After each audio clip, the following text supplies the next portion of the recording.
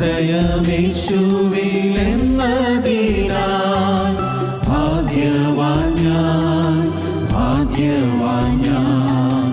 ആശ്വാസമെന്നിൽ താൻ തന്നതിനാൽ ഭാഗ്യവാൻ ഞാൻ, ഭാഗ്യവാൻ ഞാൻ. ആശ്വാസമെന്നിൽ താൻ തന്നതിനാൽ ഭാഗ്യവാൻ ഞാൻ, ഭാഗ്യവാൻ ഞാൻ.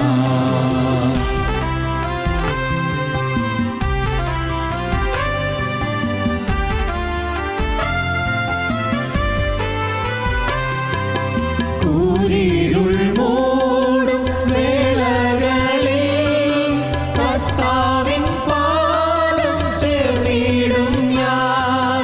കൂരിരുൾ മൂടും വേളകളിൽ കർത്താവിൻ പാദം ചേർന്നിടും ഞാൻ. കായേരും പാണിയ പാടുള്ള പാണിയ കരുണ നിറഞ്ഞവൻ കാക്കുമെന്നെ, കാക്കുമെന്നെ. കായേരും പാണിയ പാടുള്ള പാണിയ കരുണ നിറഞ്ഞവൻ കാക്കുമെന്നെ, കാക്കുമെന്നെ.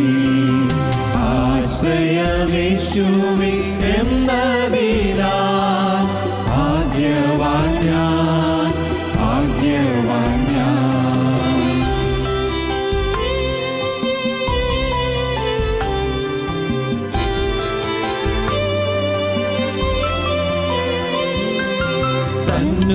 തന്നുയിർത്തന്ന ജീവനാഥൻ എന്നഭയം എന്നതിനാൽ. തന്നുയിർത്തന്ന ജീവനാഥൻ എന്നഭയം എന്നതിനാൽ. ഒന്നീടും തന്നിടമെന്നിയ വേറെങ്ങും ഓടേണ്ട താങ്ങുവാൻ താൻ മതിയാ, താൻ മതിയാ. ഒന്നീടും തന്നിടമെന്നിയ വേറെങ്ങും ഓടേണ്ട താങ്ങുവാൻ താൻ മതിയാ, താൻ മതിയാ. ആശ്രയമേശുവിൽ എന്നതിനാൽ ഭാഗ്യവാൻ ഞാൻ, ഭാഗ്യവാൻ ഞാൻ.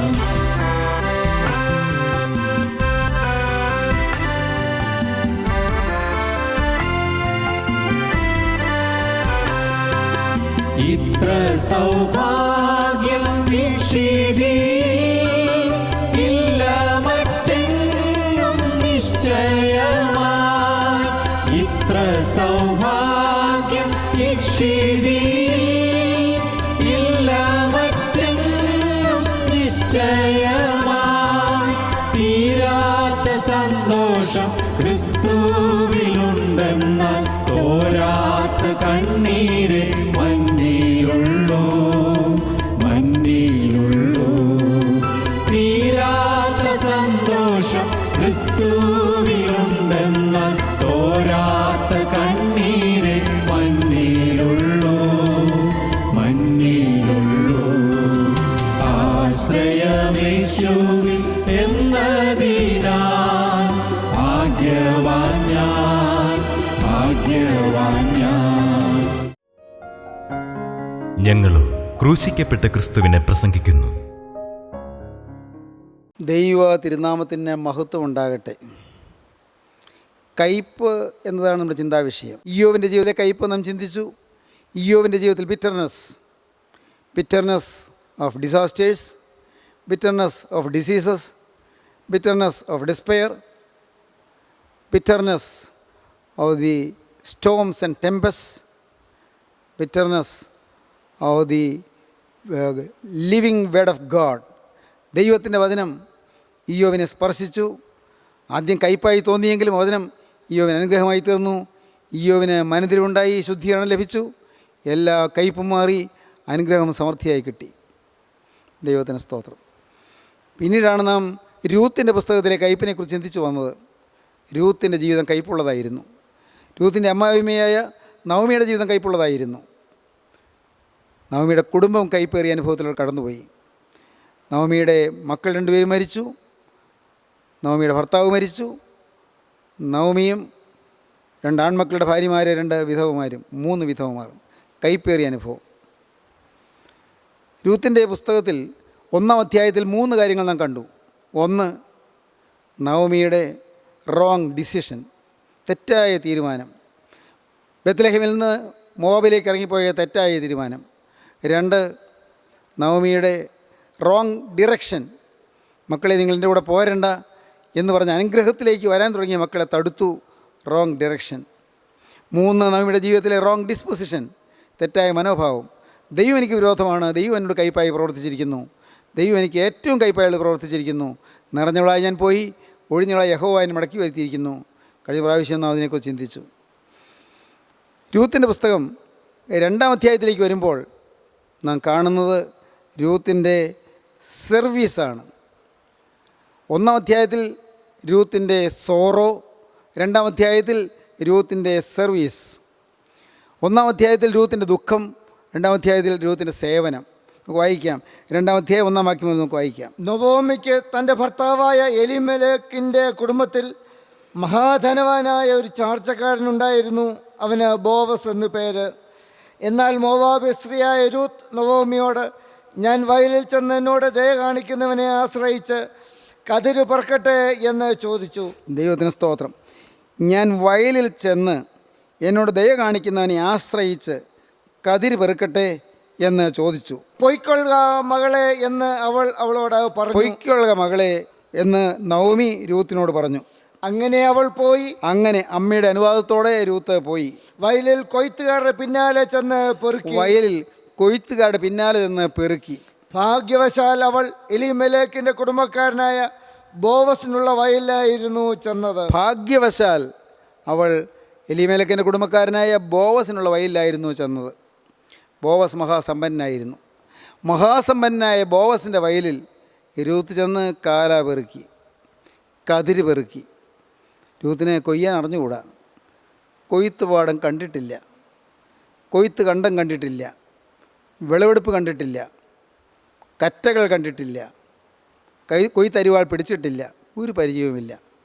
രൂത്ത് ജനിച്ചു വളർന്ന നാട്ടിൽ കൊയ്ത്തില്ല. മോവാബ് ദേശത്ത് യവക്കൊയ്ത്തില്ല. മോവാബ് ദേശത്ത് ധാന്യ കൊയ്ത്തില്ല. മോവാബ് ദേശത്ത് വയലിൽ വേലയില്ല, അവിടെ പ്രവർത്തന രംഗമില്ല. രൂത്ത് വയൽ കണ്ടിട്ടില്ല. എന്നാൽ ഇതുവരെയും കണ്ടിട്ടില്ലാത്ത ഒരു വയലിലേക്ക് രൂത്ത് ഇതാ വന്നിരിക്കുകയാണ്. രൂത്തിൻ്റെ ജീവിതത്തിൽ അനുഗ്രഹങ്ങൾ ഒന്നൊന്നായി വരാൻ തുടങ്ങുകയാണ്. ആദ്യം മോളെ നീ പോരണ്ട എന്ന് പറഞ്ഞപ്പോൾ, മോവാബിൽ നിന്ന് ബേത്ലഹേമിലേക്ക് പോരണ്ട എന്ന് പറഞ്ഞ് കേട്ടപ്പോൾ രൂത്ത് അമ്മാമിയോട് പറഞ്ഞു, നിന്നെ ഞാൻ വിട്ട് വരികയില്ല, ദൈവത്തോടും ദൈവജനത്തോടും ചേർന്ന് ഞാൻ നിൽക്കും. അമ്മേ, അമ്മ പോകുന്നിടത്ത് ഞാൻ പോകും, അമ്മ പാർക്കുന്നിടത്ത് ഞാൻ പാർക്കും. അമ്മയുടെ ദൈവം എൻ്റെ ദൈവം, അമ്മയുടെ ജനം എൻ്റെ ജനം. അവൾ അന്ന് തീരുമാനമെടുത്തു. അവൾ പുറപ്പെട്ടു. വരും വരായികളൊന്നും ചിന്തിച്ചല്ല, അമ്മയോടുള്ള സ്നേഹത്തിൽ അവൾ ഇറങ്ങി പുറപ്പെട്ടു. ഇപ്പോൾ അവൾ ബോവസിൻ്റെ വയലിലെത്തി. നല്ലൊരു തീരുമാനം അവൾ എടുത്തു, ശക്തമായൊരു തീരുമാനം അവൾ എടുത്തു. ആ തീരുമാനം മുന്നോട്ട് അവളെ നയിച്ചു കൊണ്ടുപോയി. അവൾ എത്തി ബോവസിൻ്റെ വയലിൽ. അവൾ പറയുന്നൊരു വാക്ക് ശ്രദ്ധിക്കേണ്ടതാണ്. ഞാൻ വയലിൽ ചെന്ന് എന്നോട് ദയ കാണിക്കുന്നവനെ ആശ്രയിച്ച് കതിര് പെറുക്കട്ടെ എന്ന് ചോദിച്ചു. പൊയ്ക്കൊള്ളുക മകളെ എന്ന് നവമി രൂത്തിനോട് പറഞ്ഞു. ഞാൻ വയലിൽ ചെന്ന് എന്നോട് ദയ കാണിക്കുന്നവനെ ആശ്രയിച്ച് അവൻ്റെ വയലിൽ ഞാൻ കതിര് പെറുക്കട്ടെ എന്ന് ചോദിച്ചു. കൊയ്യാൻ എനിക്ക് അറിഞ്ഞുകൂടാ, അരിവാൾ പിടിക്കാൻ അറിഞ്ഞുകൂടാ, കൊയ്ത്തുകറ്റ കെട്ടി പരിചയമില്ല. അതുകൊണ്ട് എനിക്ക് അറിയാൻ വയ്യാത്തതുകൊണ്ട് അത് ഞാൻ ചെയ്യാൻ നിർവാഹമില്ലല്ലോ.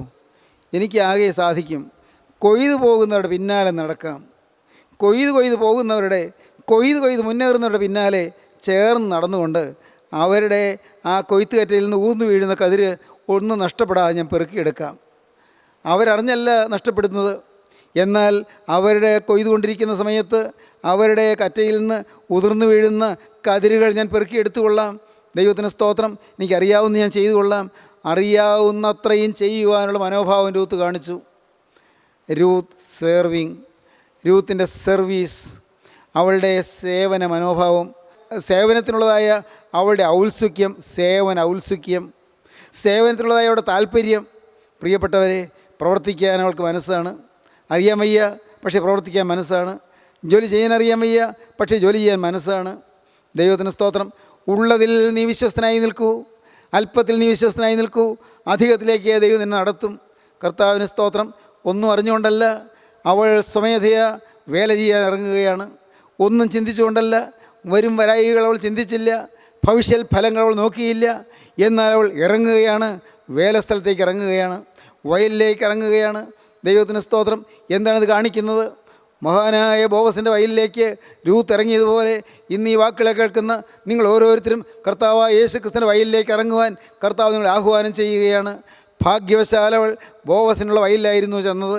മഹാസമ്പന്നനായ ബോവസിൻ്റെ വയലിൽ അവളെത്തി. സ്നേഹിതരെ, നിങ്ങൾ ബോവസിൻ്റെ വയലിലേക്ക് എത്തുകയാണ്. നിങ്ങൾ ഓടി വരുവീൻ, നിങ്ങൾ കൂടി വരുവീൻ, നിങ്ങൾ വന്ന് വചനം വിതയ്ക്കുവാൻ നിങ്ങൾ പുറപ്പെടുവീൻ, ദൈവത്തിൻ്റെ വേല ചെയ്യുവാൻ നിങ്ങൾ പുറപ്പെടുവീൻ, കൊയ്ത് കറ്റകറ്റിയായി കെട്ടുവാൻ നിങ്ങൾ പുറപ്പെടുവീൻ, കറ്റകറ്റിയായി കൂട്ടിയെടുക്കുവീൻ.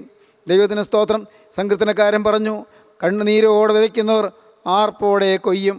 വിത്ത് ചുമന്ന് കരഞ്ഞും വിതച്ചും കൊണ്ട് നടക്കുന്നു, കറ്റ ചുമന്ന് ആർത്തും കൊണ്ട് വരുന്നു. കണ്ണുനീരോടെ വിതയ്ക്കുന്നവർ ആർപ്പോടെ കൊയ്യും. ദൈവത്തിന് സ്തോത്രം.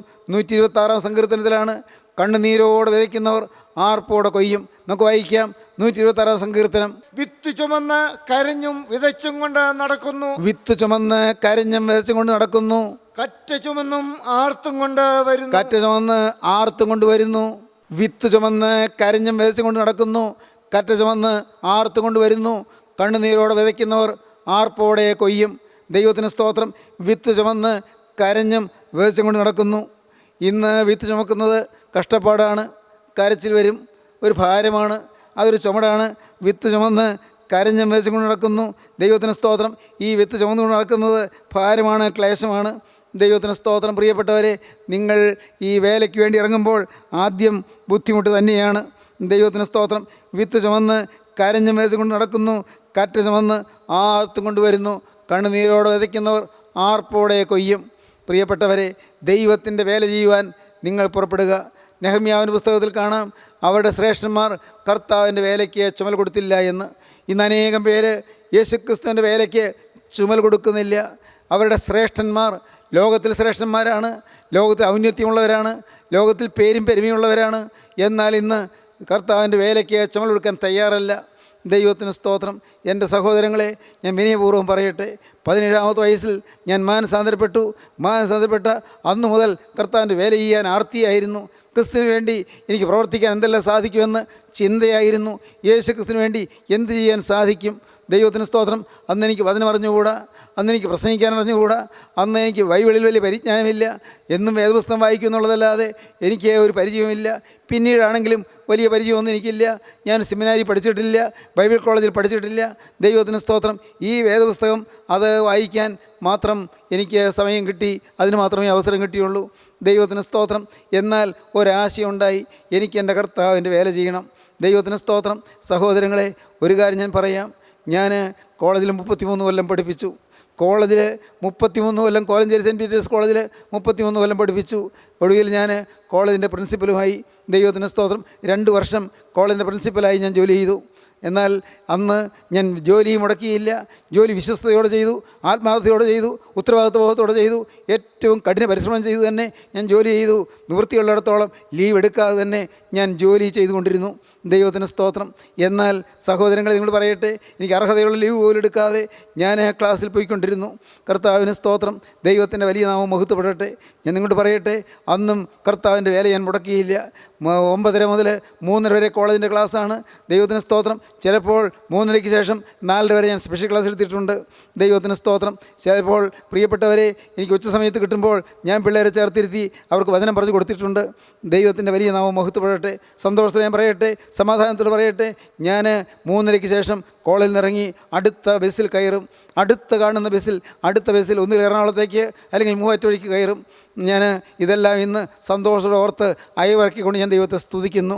കഴിഞ്ഞകാല അനുഭവങ്ങൾ ഓർമ്മയിൽ തെളിഞ്ഞ് ഊറി വരുന്നതായ അനുഭവങ്ങൾ ദൈവത്തിൻ്റെ വലിയ നാമം മഹത്വപ്പെടട്ടെ. സഹോദരങ്ങളെ, ഞാൻ കർത്താവിന് വേലയ്ക്ക് വേണ്ടി ഓടിയിരുന്നു.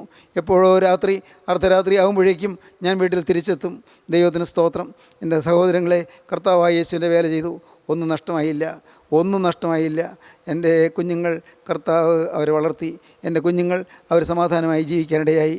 അവർ ഇന്ന് ദൈവം കൃപ ചെയ്ത് അവർ സമാധാനത്തോടെ ജീവിക്കുന്നു. അവർ യേശുക്രിസ്തുവിനെ അറിഞ്ഞ് ജീവിക്കുന്നു. അവർ യേശുവിൻ്റെ വകയായി ജീവിക്കുന്നു. ഒരു കാര്യം മാത്രം, നിൻ്റെ മേലുള്ള എൻ്റെ ആത്മാവും നിൻ്റെ വായിൽ ഞാൻ തന്ന എൻ്റെ വചനങ്ങളും നിൻ്റെ വായിൽ നിന്നും നിൻ്റെ സന്തതിയുടെ വായിൽ നിന്നും നിൻ്റെ സന്തതിയുടെ വായിൽ നിന്നും ഇന്നു മുതലൊരു നാളും വിട്ടു പോകുകയില്ല എന്ന് സൈന്യങ്ങളുടെ ദൈവമായ യഹോവ അരുളി ചെയ്യുന്നു. ഇതാകുന്നു എനിക്ക് നിന്നോടുള്ള നിയമം. യെശയ്യാ പ്രവാചന പുസ്തകം 59 അധ്യായം അവസാന വാക്യം നമുക്ക് വായിക്കാം. ഞാൻ അവരോട് ചെയ്തിരിക്കുന്ന നിയമമോ ഇതാകുന്നു എന്ന് യഹോവ അരുളി ചെയ്യുന്നു. യഹോവ അരുളി ചെയ്യുന്നു. നിന്റെ മേലുള്ള എൻ്റെ ആത്മാവും നിന്റെ വായിൽ ഞാൻ തന്ന എൻ്റെ വചനങ്ങളും നിന്റെ വായിൽ നിന്നും നിന്റെ സന്തതിയുടെ വായിൽ നിന്നും നിന്റെ സന്തതിയുടെ വായിൽ നിന്നും ഇന്നു മുതൽ ഒരു നാളും വിട്ടുപോകുകയില്ല എന്ന് യഹോവ അരുളി ചെയ്യുന്നു. ദൈവത്തിന് സ്തോത്രം. പ്രിയപ്പെട്ടവരെ, ജീവനുള്ള ദൈവം വാഗ്ദത്തം തരികയാണ്. കർത്താവിൻ്റെ വേലയ്ക്ക് ചുമൽ കൊടുത്തുള്ളൂ. ദൈവത്തിന് സ്തോത്രം. കർത്താവിൻ്റെ വേലയ്ക്ക് ചുമൽ കൊടുത്താൽ എന്താണ് കിട്ടുന്നത്? പിതാക്കന്മാർ പാടി നമുക്കറിയാം. യജമാനൻ വരുമന്നേര തുണവുള്ളോരായി മുന്തിരിത്തോപ്പിൽ പണിയായി കാൺമോരേ ധന്യരാം പകലെല്ലാം തൻ കൂടെ പണിതോരവർക്കവനരകെട്ടി പരികർമ്മിച്ചിടും താതനിരുത്തും മേശയ്ക്ക പരികർമ്മിക്കും സുതൻ റുക്കുദിശ പറകലിത്ത മുടയും നോരോ മുടി ഹാലേലുയ്യ ചൂടും മകുടത്തിൽ. യജമാനൻ വരും. കർത്താവായ യേശു വീണ്ടും വരും. അന്നേരത്ത് ഉണർവുള്ളവരായി മുന്തിരിത്തോപ്പിൽ പണി ചെയ്യുന്നവരായി കാണുന്ന ദാസന്മാരത്രേ ധന്യന്മാർ. ദാസന്മാർ മാത്രമേ ധന്യരാകുകയുള്ളൂ. മുന്തിരിത്തോപ്പിൽ പണി ചെയ്യുന്നവരായി കാണുന്ന ദാസന്മാർ മാത്രമേ ധന്യരാകുകയുള്ളൂ. അവർ മാത്രമേ അനുഗ്രഹിക്കപ്പെടുകയുള്ളൂ. യജമാനായ യേശു വീണ്ടും വരുമ്പോൾ തൻ്റെ മുന്തിരിത്തോപ്പിൽ പണി ചെയ്യുന്നവരായി കാണുന്ന ദാസന്മാർ മാത്രമേ അനുഗ്രഹിക്കപ്പെടുകയുള്ളൂ. അവരെ പകലന്തിയോളം പണിയെടുക്കുന്ന തൻ്റെ ദാസന്മാരെ പിതാവായ ദൈവം തൻ്റെ സ്വർഗീയ തിരുമേശയിലേക്ക് ആനയിക്കും. പുത്രൻ തമ്പുരാൻ അവരെ പരികർമ്മിക്കും. താതനിരുത്തും മേശയ്ക്കായി പിതാവായ ദൈവം തൻ്റെ സ്വർഗീയ തിരുമേശയെങ്കിൽ വിരുന്ന് മേശയെങ്കിൽ ആനയിച്ചിരുത്തും. സുതൻ പരികർമ്മിക്കും സുതൻ. പുത്രൻ തമ്പുരാൻ അവരെ ശുശ്രൂഷിക്കും. റൂ കുതിശ പാറക്കലീത്ത മെടയുന്നതായ കിരീടം അവരുടെ ശിരസിൽ ചൂടിക്കും.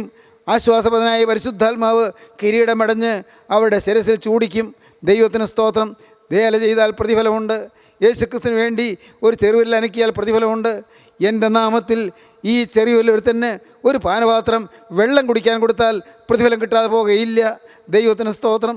സഹോദരങ്ങളെ, യേശുക്രിസ്തുവിൻ്റെ നാമത്തിൽ ഒരു ചെറിയ വേല ചെയ്യാൻ നിങ്ങൾക്ക് കഴിയുമോ? എങ്കിൽ പ്രതിഫലമുണ്ട്. കർത്താവ് ആർക്കും കടക്കാരനായിരിക്കുകയില്ല. മോനെ, നീ യേശുവിന് വേണ്ടി വേല ചെയ്തതിന് ശേഷം നിന്നെ നിസ്സഹായനായ ദൈവം കൈവിടുകയില്ല. കർത്താവിന് വേണ്ടി വേല ചെയ്തതിന് ശേഷം മോളെ, അവൻ നിന്നെ ഉപേക്ഷിച്ച് കളയുകയില്ല.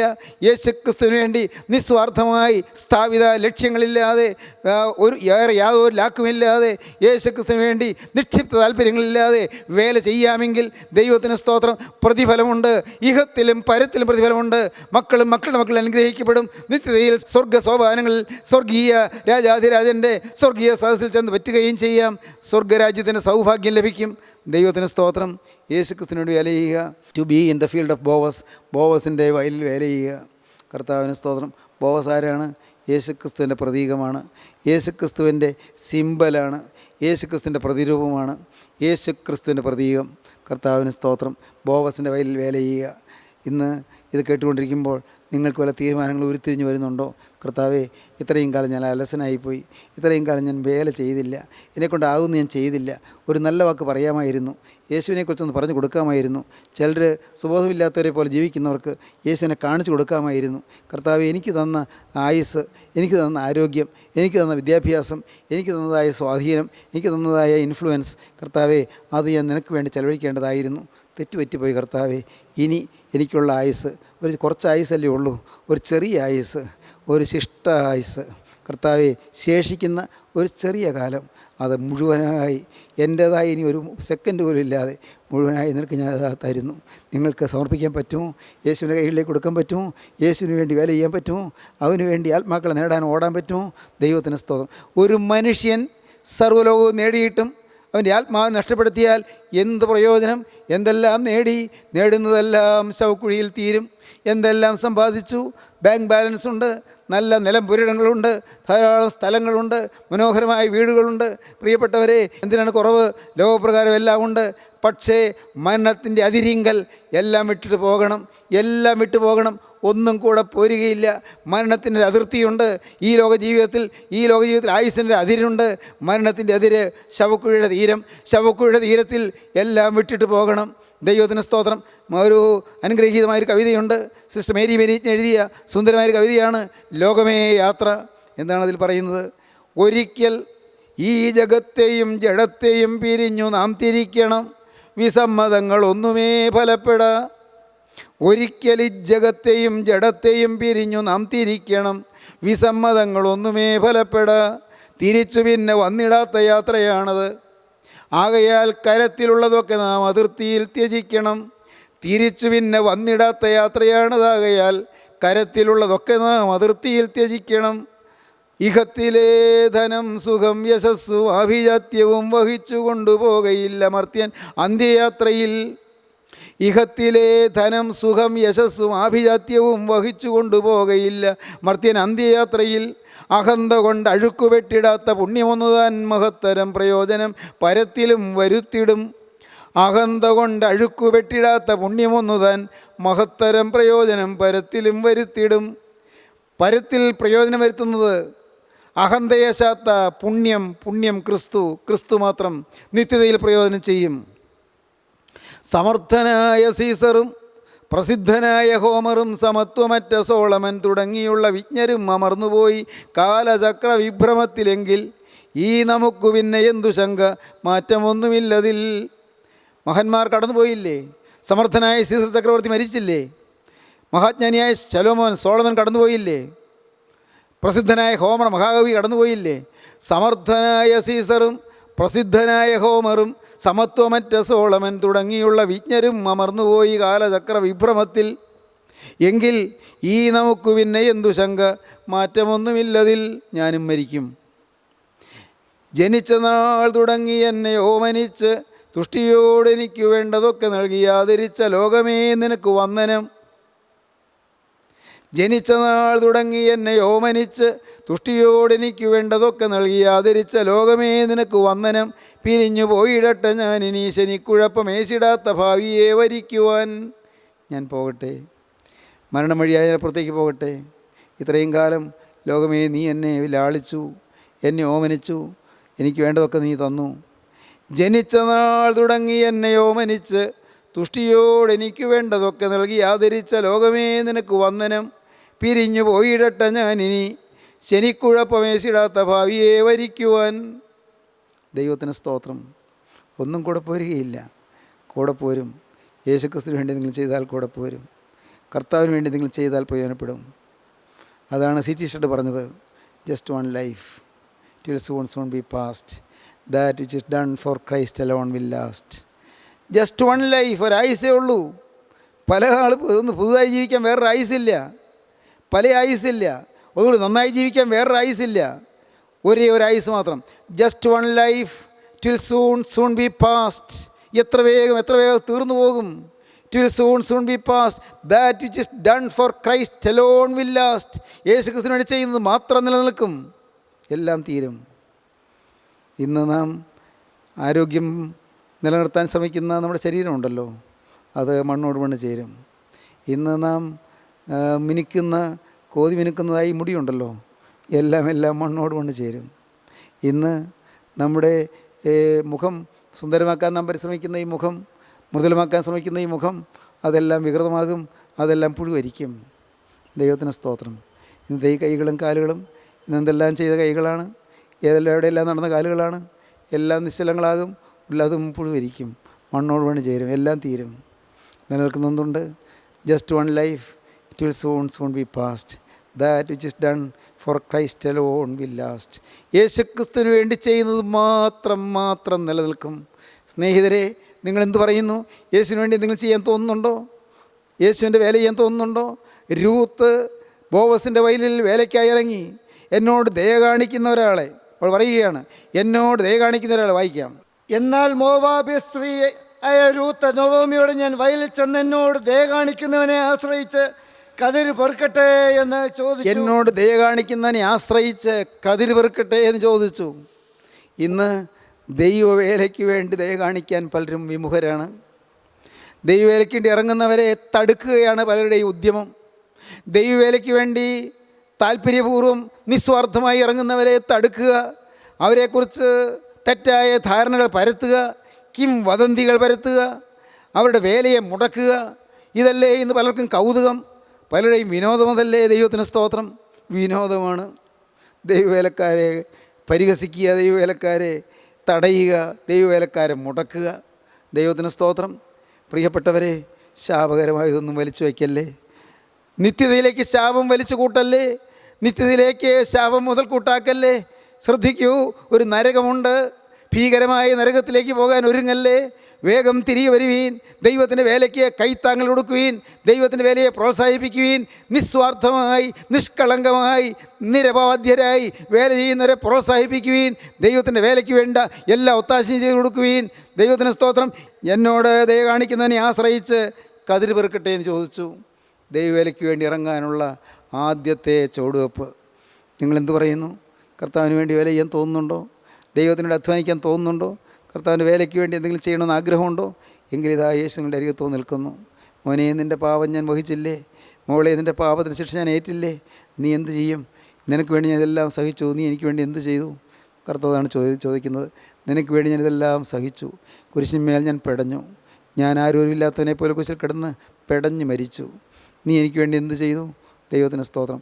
നിൻ്റെ പാപം ഞാൻ വഹിച്ചു, നിൻ്റെ നരകവിധി ഞാൻ ഒഴിവാക്കി, നിൻ്റെ ശിക്ഷാവിധി ഒഴിവാക്കി, നിനക്ക് സ്വർഗ്ഗ സന്തോഷം തരാൻ ഞാൻ നിനക്ക് വേണ്ടി പീഡയെല്ലാം സഹിച്ചു. നീ എനിക്ക് വേണ്ടി എന്ത് ചെയ്തു? കർത്താവേ, ഞാനും എനിക്കുള്ളതെല്ലാം നിൻ്റേത്. നിങ്ങൾക്ക് സമർപ്പിക്കാം. യേശുവേ, ഞാനും എനിക്കുള്ളതെല്ലാം നിൻ്റേത്. ഇന്നു മുതൽ യേശുവേ, ഞാൻ നിൻ്റെ മാത്രമാകാം. സമർപ്പിക്കൂ. നമുക്ക് പ്രാർത്ഥിക്കാം. കാരുണ്യവാനേ, മഹാപരിശുദ്ധനായ സ്വർഗീയ പിതാവേ, ഈ നല്ല സമയത്തിനായി സ്തോത്രം. നിൻ്റെ വചനം കേട്ട് എല്ലാവരെയും തൊടണമേ, എല്ലാവരെയും തലോടണമേ. ദൈവവേലയ്ക്ക് വേണ്ടിയുള്ളതായി ആഹ്വാനം നൽകിയതിനായി സ്തോത്രം. കർത്താവേ, വേലക്കാരെ എഴുന്നേൽപ്പിക്കണമേ, പുതിയ വയലുകൾ തുറക്കണമേ, പുതിയ വേലസ്ഥലങ്ങൾ തുറക്കണമേ. നാഥ, ഞങ്ങൾ ജീവിക്കുന്ന സാഹചര്യത്തിൽ യേശുക്രിസ്തുവിന് സാക്ഷിപ്പാടുള്ളതായ നല്ലവരെ ഞങ്ങൾക്ക് നൽകണമേ. എല്ലാവരെയും അനുഗ്രഹിക്കണമേ. യേശുക്രിസ്തുവിൻ്റെ ജയകരമായ നാമത്തിൽ തന്നെ. ആമീൻ. ഹല്ലേലൂയ.